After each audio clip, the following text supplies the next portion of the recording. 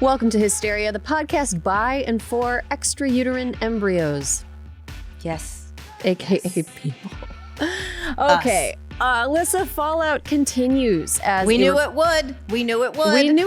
And just the beginning. We are seeing left and right Republicans try to change the subject to literally anything else. Joe Biden eating ice cream. Hunter Biden eating other things. But look, the Republican Party is desperately trying to do damage control after a very unpopular Alabama Supreme Court ruling effectively outlawed IVF in the state last week. It also drew attention to the fact that the rest of the run-of-the-mill Republicans have in the past advocated for IVF to be outlawed, with some exceptions. But this is a mainstream Republican viewpoint. It turns out people don't like that. People got mad, and now Republicans have been doing the absolute most to pretend that they never said the things that they have definitely said or sponsored the bills that they've definitely sponsored over and over for years. A mass Homer Simpsoning into the bushes, if you will. They are backpedaling. They are scrambling. They are spinning. Alyssa, what is your favorite word for what Republicans are trying to do with their long-established views on IVF now that it's clear that those views in practice make people very, very mad? Let me set the scene, like Sophia in Golden Girls. It's the Motown 25th anniversary, 1983. Michael Jackson debuts the moonwalk. There are sparkly socks. It's like he's floating on air. Erin, these guys should know. You can't moonwalk your way out of this one. They cannot try to do some jazz hands and some sparkly socks and like float into, side stage and thinking we're not going to see everything they've been doing for quite a long time. And it seems like the things that Republicans are trying to do to pretend that they don't believe the thing that they believe is it falls into a few categories. In states like Alabama, state lawmakers are scrambling to get a law on the books that would exempt IVF-generated, IVF-fertilized embryos from the state's abortion ban, which defines life as beginning at conception. Which is weird because that would mean that in Alabama, embryos only count as viable if they're implanted in a uterus. Yeah, it sounds like what they're doing. Which is a very weird question, or it gets us into weird territory, right? Like, okay, so killing an embryo is murder if it's in a woman's body, but it's not murder if it's not in a woman's body. Yeah. That's like a law that makes it legal to shoot somebody only if they're not on your property. Right. Erin, exactly. Like what? It's goofy. It's nonsensical. It's stupid. Yeah, it's stupid. And it's also, it doesn't make any sense. There are 14 states right now that are currently considering personhood laws that would make IVF effectively illegal. And as far as I know, not many of them have carve-outs for IVF. There are some state-level lawmakers that are trying to scramble. But then again, if you make a carve-out for, if life begins at conception, then why is something not alive in a lab but alive in a woman's body? All that doesn't this make happens, sense. Erin, every time we talk about it, this always happens when people who shouldn't even be in Congress try science. Lawyers need to stop doing science. Stop. I'm saying that. You're smart at words. You're smart at arguing. Right. Just stop science. Just because you're getting it wrong. Yeah, you are failing biology. You are failing biology, and that's everybody's problem now. Okay, so another problem with a carve out for IVF, saying that life begins at conception, except it doesn't if it's IVF. It doesn't make any sense. Just it's a nonsense argument. But it also defangs Republicans' long-term strategy, which has been out in the open for a very long time. So I'm always surprised when people are like, what? They want to ban birth control? It's like, have you ever read a Heritage Foundation paper? Yeah. Like, not that I recommend it. It sucks and I don't like it. But if you want to know what conservatives think about things like contraception, abortion, IVF, birth control, anything, it's out there. It's out there. There are papers out there that there's a decades-long paper trail of conservatives opposing contraception. And if life doesn't begin at conception for the purposes of IVF, then how can you argue that certain birth controls that may interfere with the implantation of a fertilized egg, like IUDs, like Plan B. And there's not very much, I guess the evidence that this is real is thin, but some hormonal contraceptives could theoretically work by impeding implantation into the uterus. And we don't need to get into all the biology of that, although I would love it if some lawmakers would. Yeah. But here's the thing, that defangs this long game that Republicans have been playing for a long time to roll back contraception access. So, yeah. And the other thing that Republicans are doing, in addition to trying to pass nonsensical laws, are releasing statements. They're releasing statements. The best. They are bringing their best wordsmithing to these statements, Erin. Yeah. That was a joke. They're not. Yeah, Alyssa, they're releasing some statements. Can you give us an example of some of these statements? Let me give you a nice tasty one from the RNC last Friday, when they told candidates to express their support for IVF, oppose restrictions on the treatment, and campaign on expanding access to it. Quote, "It is imperative that our candidates align with the public's overwhelming support for IVF and fertility treatments," the NRSC said, calling the ruling fodder for Democrats hoping to manipulate the abortion issue for electoral gain. It's not fodder if it's the truth, you fucking assholes. Oh my God. These are such linguistic gymnastics that they're all doing that, like, hold on, wait, can we read Nikki Haley? Because she's a mess too. Nikki's a wreck. Nikki reflected the awkward position for Republicans on Wednesday when she told NBC she supported the decision and thought that frozen embryos made using IVF are babies. A few hours later, she seemed to walk back her initial comment. "I didn't say that I agreed with the Alabama ruling," Haley told CNN, but she added she still believes in embryos and unborn baby. What? Nikki, girl. That is an unacceptable answer.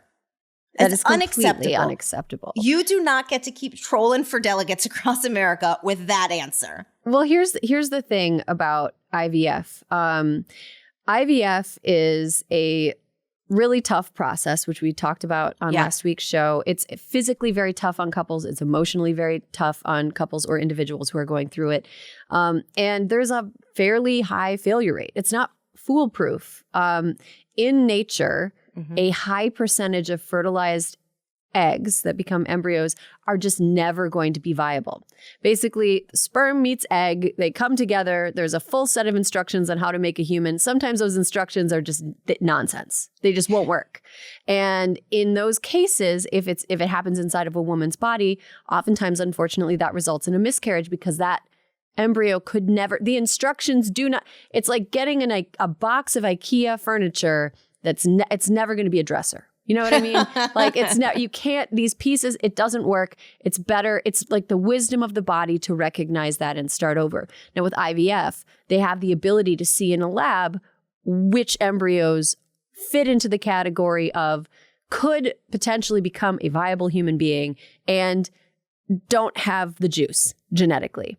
And so they frequently discard the embryos that don't have the juice genetically. They can also screen for things like trisomy 18 and trisomy 21 and other really catastrophic or difficult to navigate chromosomal abnormalities.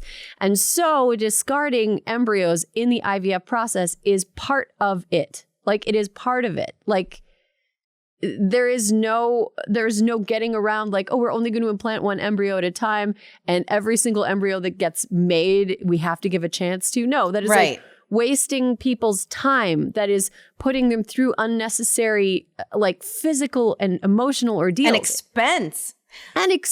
And also like, you know, time is of the essence for a lot of people when they're going through IVF, and you don't just have like 4 months to waste on implanting an embryo that is just never going to take. It's just like, so this is the RNC is in quite a bit of a pickle. The candidates are in a bit of a pickle. The statements acknowledging that they're in a pickle are like, we've got to support IVF. So here we have Tammy Duckworth, Senator, Democrat from Illinois, coming forward to be like, great, I agree. Let's protect IVF.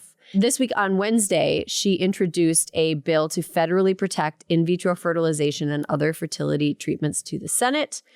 asking for unanimous consent and basically daring Republicans to block its passage. Alyssa, what do you think they did? What did they do? What do you think they're going to do? They're going to block it. They're going to block it. They Unanimous consent. She really threw the gauntlet. It only takes one idiot to muck up that procedurally on the Senate floor. But you know they're not going to let it pass because, Erin, they're saying now this should just be a states' rights issue. But, okay, it should be a states' rights issue. That's what they're saying? That's what they're There saying. are 14 states currently considering or with personhood laws on the books, 14 states. Feels a bit like hot potato, doesn't it? So you want to protect it, but you don't want to protect it. What are you talking about? Here's the thing. I am just waiting, for all the people who are like, oh, we'll see how this nets out. Like, it's a hot potato. What other women's health issues are they going to deem a states' rights issue? I mean, Erin, what if someone needs a hysterectomy, which would then mean they could never have children? We're going to have to get that shit approved at some point too? Like, this is out of fucking control. Honestly, Alyssa, it sounds very bleak, and I really hate to try to predict things like this because it scares people, but I think that people should be scared about what's coming down the pike because they play the long game, so we should too. I do believe that next on the agenda, in addition to trying to make contraception like actually effective, long-lasting, easy to reverse contraception off the market or make it more difficult to acquire, or making it so that insurance companies don't cover it, just putting roadblocks in between women and reliable contraception. I think they're also going to try to put roadblocks in between women and prenatal genetic testing. I'm sure. Which in a lot of cases contributes to people choosing to terminate for medical reasons. Again, a heartbreaking, emotionally horrible decision that people make. Nobody's like skipping into the abortion clinic after they get a terminal diagnosis from prenatal screening. Nobody's happy about that. But I also think they're going to go after long-term, like permanent birth control, sterilization. Without question. And it's already a nightmare. Have you known anybody who's had to go, who's tried to get sterilized as a woman without children, as a young woman? Mm-mm. I've heard zero good stories about that. That process is really tough. Most doctors won't do it.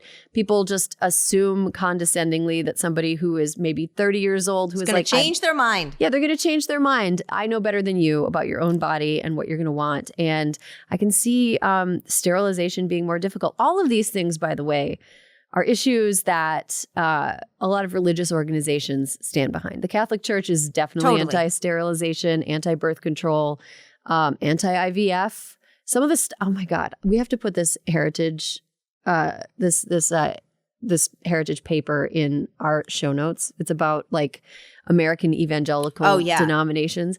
There's a truly wacky belief that part of the reason that IVF is bad or surrogacy is immoral is because it introduces a third person to the marital bed. Like, you should only be getting pregnant from just straight up fucking. Wow. Wow. These people are like certified creeps, like absolute creeps. I mean, Erin, doesn't it all come down to like one of the great quotes from the past few days actually came from Alabama's own king of dunces, Tommy Tuberville. Dumbest senator. Who was at CPAC and, was asked about embryos or children. And you know what his response was? Real cut to the chase bullshit. We need more kids. Erin, that's what he said. That's his response to this whole thing that's happening. We need more kids. And then he said, we need people to have an opportunity to have kids. Okay. He is like, this is so gross, but it's like when you have one of those sticky traps in your house and you catch a mouse and he's stuck on the sticky trap and he's like over my dead body and just chews off his own arm. That's Tommy Tuberville. Tommy Tuberville makes Miss Teen South Carolina from that viral clip look like Al Franken. That poor girl. Makes her look like Al Franken. He is mind-bendingly dumb. And he has as much power in the U.S. Senate as, let's say Alex Padilla, who represents 25 million people. Yep. Whatever. Yeah. Anyway, cool. Abolish the Senate. I don't think it's good. Oh, and one more thing before we end talking about this story and move on to something slightly more positive. In 2023, there was a bill that never made it to vote called the Life at Conception Act in the House of Representatives. It was sponsored by Alex Mooney of West Virginia and co-sponsored by 124 Republicans. Yep. There are some of those Republicans who have tried to backpedal desperately since people have been like, hey, IVF, like Michelle Steele of California's 45th district, who has children through IVF and supported this bill. There are a lot of people that really have shown their complete hypocrisy. They're totally fine with making other people's lives more difficult after they've enjoyed the benefits that certain medical advances offer. All right, let's move on to something a little bit more positive. Joe Biden, not a medical doctor, but cares about health. Not a medical regardless. doctor, but gives a shit. In an effort to address the severe lack of funding and research into women's health, Jill Biden announced that the White House Initiative on Women's Health Research will give $100 million in federal funding into just that. The money comes from the Advanced Research Projects Agency for Health, or ARPA-H, which is under the Federal Department of Health and Human Services. So, Erin, in the coming weeks, the agency will solicit ideas for groundbreaking research to address women's health. When she first discussed it a few months ago, Dr. Biden said her primary goal was to close the funding gaps in research that would improve doctors' abilities to diagnose and prevent diseases primarily impacting women. Hey. Now, this is great. Thank you, Dr. B. We appreciate it. I do just have to be a little bit of a sad Sally, though. Okay. Because, Erin, it's been 30 years since the NIH Revitalization Act mandated women and people of color be included in clinical trials of funded research. Yet women's health research remains underfunded and under-resourced. Fun fact. Fun fact. Is this going to be fun? Is this fun? It's going to be a little fun. Okay. It's going to be a little fun. Approximately 6,000 women every day enter menopause. Yet in a 2023 Carrot fertility study of 2,000 women, fewer than 20% understood potential symptoms before menopause began, and 80% cited menopause as a workplace challenge. Now, Erin, every woman except those who had their ovaries removed before puberty will experience menopause. As of 2020, there are over 167 million women living in America who will either are in menopause or will be in menopause. So I want to say that the 100 million is bravo, but the world needs to still do better. Mm-hmm. Yeah, my favorite fact, favorite, now I'm using it ironically. My favorite fact about medical research and women's bodies is that the reason that they don't research women's bodies is because it's too hard. It's hard. It's like why it's more expensive for us to get our shirts dry cleaned. They want to play medicine on easy mode and they think that they're fucking geniuses. It's like you are playing the game on like baby mode. Like you can't die in this game where you're just testing on men. It's really frustrating. And yeah, $100 million is great. You're right, Alyssa, but that is less than $1 per person who goes through menopause. Just saying. Saying. And it's not even like the whole 100 million is earmarked for any sort of menopause research. It's just like, I just needed to highlight still how we are so underserved. Heart medically. Attacks and heart disease in women, so misunderstood, underdiagnosed.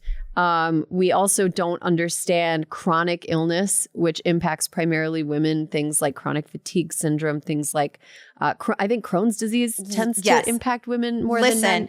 You know that we're in trouble. When Oprah Winfrey went to several doctors, she did a whole Instagram live about this a couple months ago. Oprah Winfrey went to several doctors and a cardiologist because they thought she was having a heart problem. Turned out, menopause. Oh my God. You know what? The first time I had a panic attack, I thought I was having a heart attack. Yeah, I'm sure. Similar symptoms. You know what? I have a pitch. I think what we should do is have another round of like mandatory sex education. Like for Congress? For everybody. I think at 25, mandatory sex education. We need to remind men where the clitoris is. And at around age 25, when it's like, you don't know what you're doing at all. Here's a link. Yeah. Here's a model, and we're not giggling. Here's a model of, anyway, men who have sex with women should have to take another sex ed class that teaches them more about human reproduction, birth control, contraception, and their own sexual health. And people who are in the LGBTQ plus community, I feel like they probably have, I feel like overall, my friends in the queer community tend to be better educated. Educated, 100%. But absolutely. I think everyone should have to take a refresher sex ed when they're 25 and then another one at 40. And do you think Congress would be more or less dangerous with better medical education? Less, absolutely. Who Right? would be more dangerous? I mean, although Rand Paul is a medical doctor. He's an eye doctor. Oh, yeah, that's true. I'm not saying that that's not. I'm just saying give me someone who's got some internal medicine experience. Yeah, I would trust a proctologist to make rules about the female reproductive system more than I would trust an eye doctor. Yeah, that's my point. No shade on eye doctors. No, but. proctologists practice in the same neighborhood, though. So, right. Get in there. Yeah, I'm glad for this program. I hope that it is the first of many steps to start to address the giant gender gap in medical care and the understanding of the way that the human body works. Here's a story that is concerning and strange. An Ohio man who planned to carry out a mass shooting of women at Ohio State is the first incel to be convicted of a federal hate crime. He's a self-described incel. I'm not going to name him. No. Because who cares what his name is? He was originally convicted and served time for making terrorist threats and now has been convicted of a hate crime and has been awaiting sentencing. This case is very scary. And it sort of reminds me of like the opposite of the Ethan Crumbley thing. Yeah. Like in Ethan Crumbley's case, his parents like supplied him with a gun and did nothing and saw all the warning signs and did nothing. And in this case, this young man's mom was front and center at being like, do something about my fucking nutty he's a son. problem. Right. So he was initially arrested in March of 2020. He's from southwestern Ohio, and after his mom called 911 and said her son was acting erratically and went into his room with a gun. She also said that she'd found notes and she was worried that he planned to harm others. Good mothering. Look, good mothering. That sucks if you have a son that is that wayward and destructive, but she did the exact right thing. He eventually pleaded guilty to making a terrorist threat and served a 17-month state prison sentence. And he beat out for a few months. When the FBI finished going through his stuff, they found actually he was working on something a lot worse than the initial thing that he'd gone away. Can I just, before we go further, I have a small issue with this. Why did it take them so long? I don't know. I'm just saying, they discovered 3,400 messages. He was in prison for 17 months. I feel like he shouldn't have gotten out. That's just all I'm saying. Again, I feel like the FBI would benefit from hiring more young women who are the person in their friend group who investigates online dates of their friends. The tenacity and drive and web skills of those young women is, I think, unmatched in federal law enforcement. They need an army of Shoshes from girls. I mean, 100%. They need an army of Shoshanas to investigate potential incel crimes because Shoshana would have been through this by herself before he was out of prison. He wouldn't have made it through his first trial before she had found these messages. No. And this individual also posted more than 450 times on incel forums. They also found that he idolized other incels who had killed people and carried out terrorist attacks. They found disturbing memes on his phone. He brought a bulletproof vest, a hoodie that said revenge on it, and a Bowie knife and an AR-15 with a bump stock, which makes the gun fire like an automatic weapon. Right. And he bought a ghost gun. He was building an arsenal. And he also wrote a manifesto. So he had, okay, that you have, his manifesto was called A Hideous Symphony, a manifesto written by, we're not saying his name, the socially exiled incel. Oh, so unique. Oh, what, my wow. God. Get a grip. While he was on vacation in Greece, sir, close the computer and look up at the beauty around you. My Greece God. is magical. A magical It place. is You're on magical. vacation in Greece, and instead of enjoying the volcanic beaches of the Cyclades or the incredible food of Kolonaki, you have your face Writing in your computer. a manifesto. What a waste of a Greek vacation. I would have enjoyed taking that vacation, my friend. Oh my goodness. Stakiriamu, as the Greeks would say. He also wrote notes on hotel stationery and laid out a plan to target women at OSU. He wanted to kill thousands of people. So the controversy here is all of this happened before he was first put in prison. He served his time. He didn't do other stuff after he got out. And now they're like, oh, wait a minute. You probably should have been in prison for longer. Right. Yeah, we got to get some Shoshanas on the case. This is problematic. This is problematic. He shouldn't have been put in prison before they knew the extent of what he was doing. He should have been in prison in a way that was like commensurate to the damage that he planned to do because, right. you know, because he shouldn't be out. Like, is he well now? Do you know what I mean? Yeah. After I'm literally at howler monkey decibel inside my own head. I'm so annoyed by this. But like, but I mean, truly, 17 months? He's just walking out and about? They got to sort this out fast. I don't know how fixable these people are. I know. Through the prison system. That's my pushback on this. Like, I mean, I agree with that. But is it also good? Like, there needs to be some sort of program that these people can go through that is punitive but also educational. Totally agree. But don't necessarily think this person should potentially be at like the mall right now. No. Nobody should be at the mall right now. The malls are dying.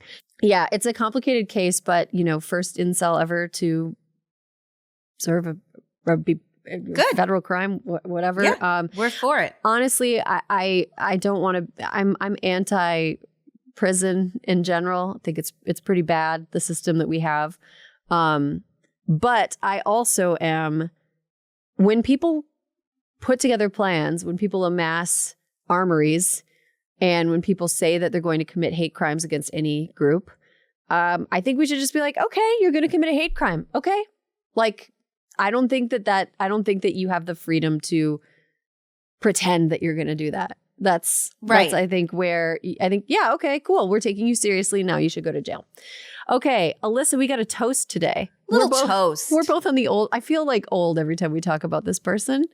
Listen, at least I didn't have to Google her. I did know who she was. Look, every generation gets the Alanis Morissette and the Fiona Apple that they have earned. And this is this generation's Fiona Apple, Alanis Morissette, I would say. Fiona Apple. Do you know, I remember the day Paper Bag came out. Okay, Olivia Rodrigo topping our favorite Gen Z list. Last Friday, Rodrigo kicked off her Guts, which I just love saying, Guts.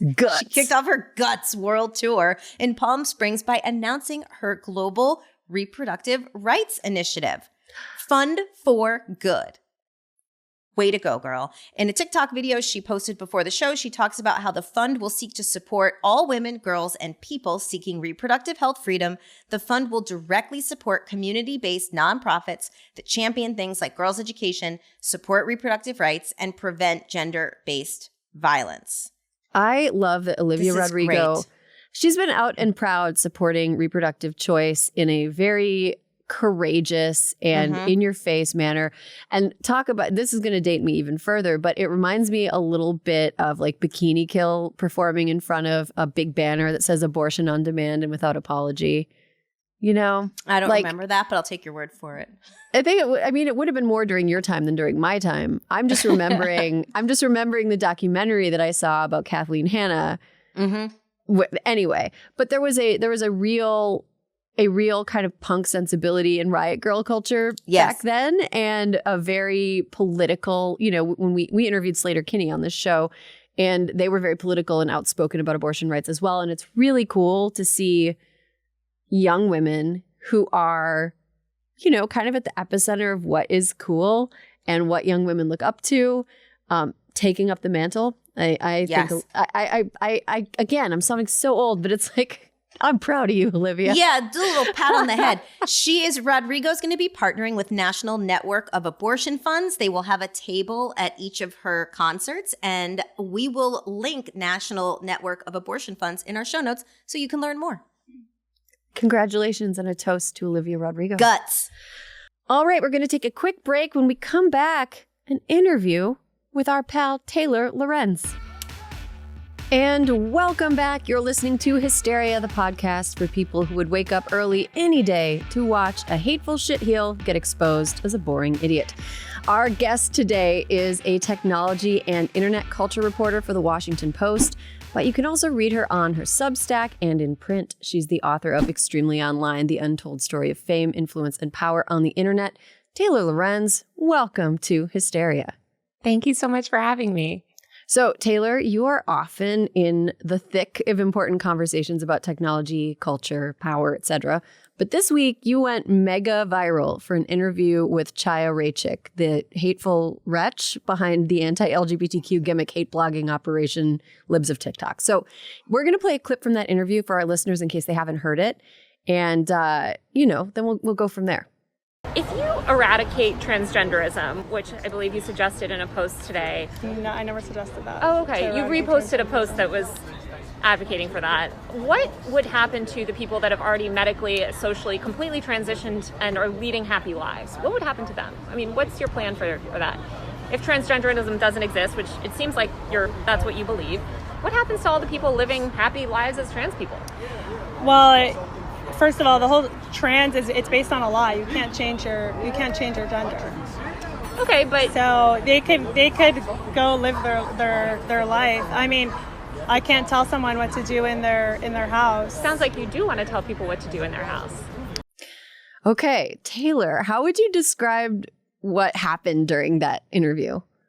I mean, it was just a disaster. She was totally fundamentally unprepared to defend the beliefs that she's built her entire platform on. Yeah. And how does it feel to be the new Isaac Chodner? No. Oh my God, please. Isaac. No. Isaac.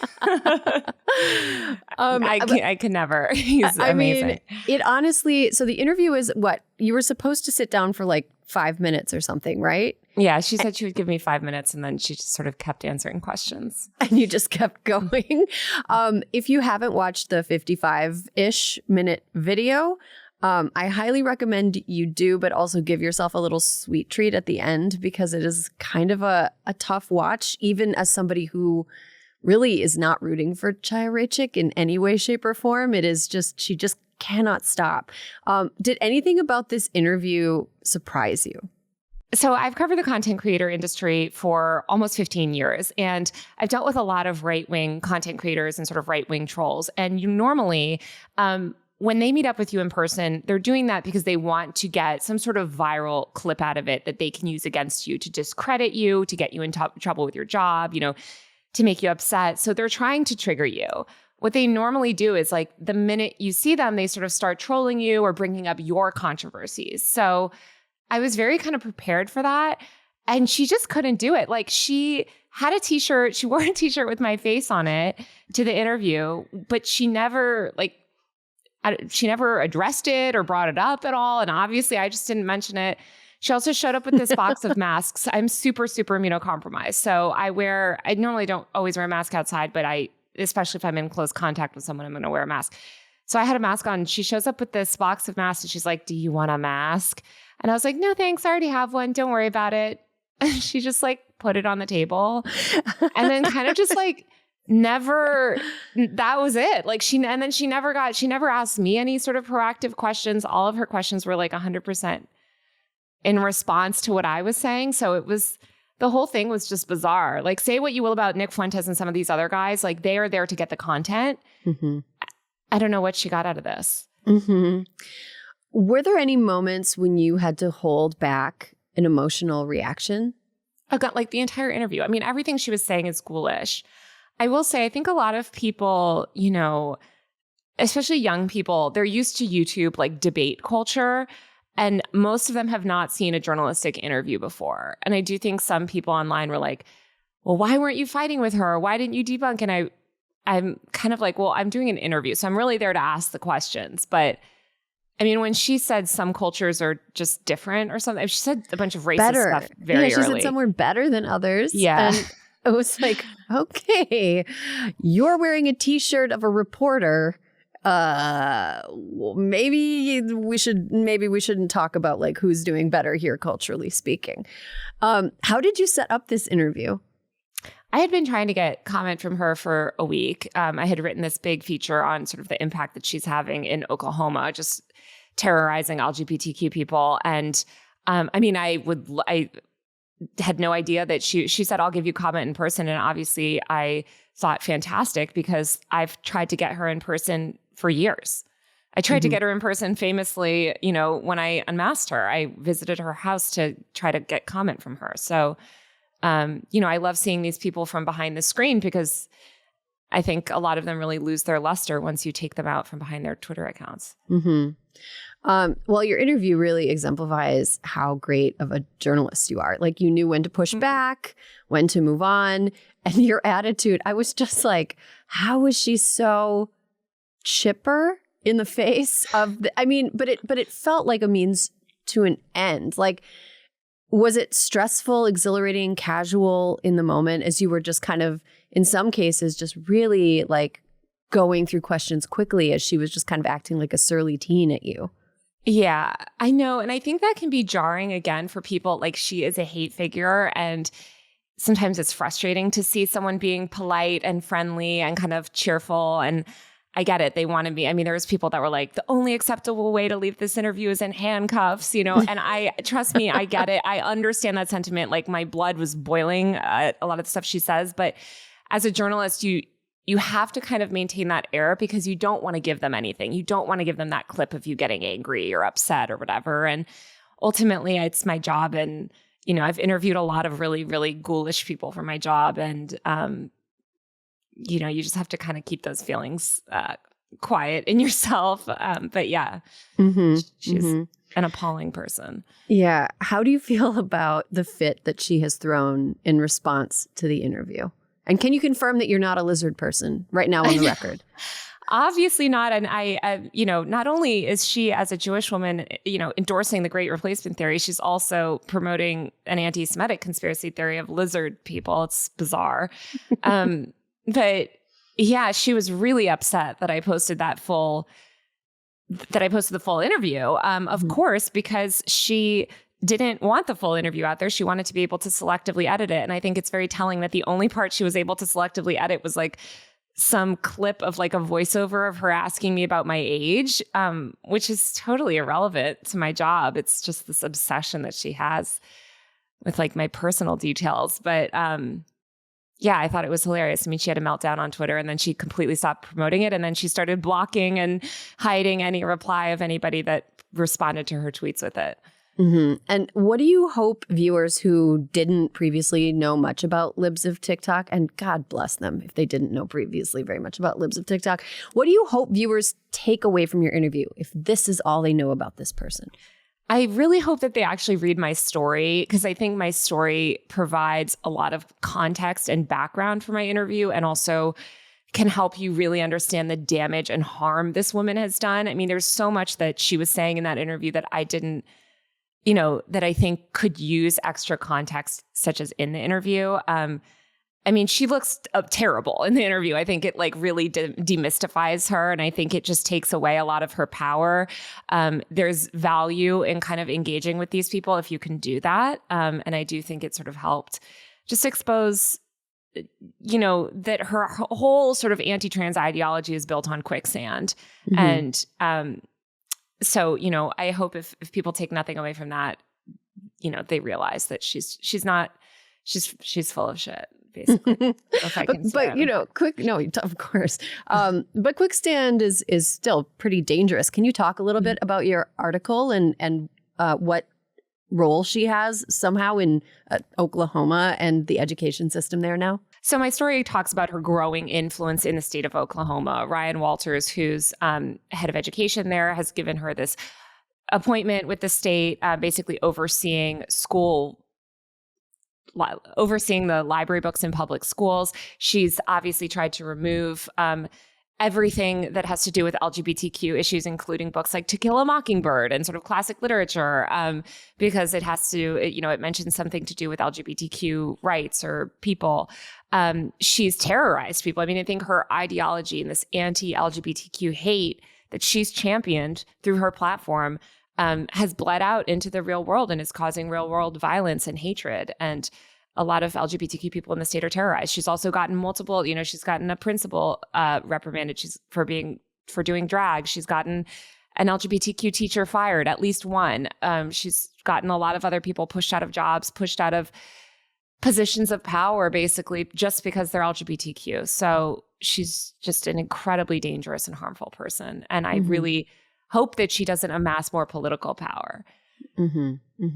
Yeah, I've read that she has a lot of times people that are targets of her ire end up getting things like bomb threats, and they get swatted, and their lives are just kind of made to be hell because she just seems to be on this like flight of extremely online hate whimsy. And it's like, it's very shocking to see that, I saw somebody describe your interview with her as kind of exposing the fact that she's just like gamified the algorithm and like figured out a way to sort of like hit the like slot machine button over and over again and get like 3 cherries with like attention and likes and validation. And now she's like in charge of library books in a state she's only been to once, which I learned from your interview with her, which is pretty crazy. I think it's really important to remember that, because I think these days people think of power solely on the internet, and they solely sort of understand power through the lens of like, how many followers does this person have? Or, they're this figure online. She has political power. Even if you take away all of her followers, she's directly informing anti-LGBTQ legislation in Florida, according to DeSantis's press secretary. Obviously she has this role in Oklahoma. She's playing a bigger role in other state politics as well. So I think it's just really important to, report on this woman and, expose her and kind of just critically report as much as possible, because ignoring people like this does not make them go away. So Taylor, you've made a lot of powerful enemies. Which one are you most proud of? Like, which one, if you could just like polish your enemies and line them up on a shelf, which one would be front and center?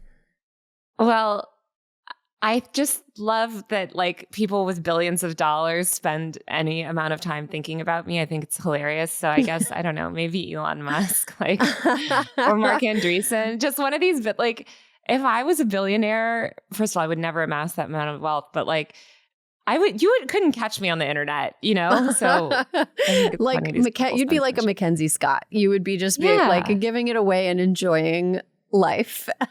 I'd be trying to bring, workers' rights. I'd be funding some workers' rights political party or something, which is why I'll never be a billionaire. Well, me neither. So we can join a non-billionaires club together. Taylor Lorenz, thank you for all of the work that you do. Thank you for this interview. And to play us out, listeners, here's another clip from the interview presented without comment. I'm curious kind of how you're thinking, when you think about the way that you put out content and the way that you think about growing your media empire. Here, this is a blowjob. I was like, what? What? I don't know what. That was the funniest moment of the whole interview. Taylor, this was great. Thank you for joining.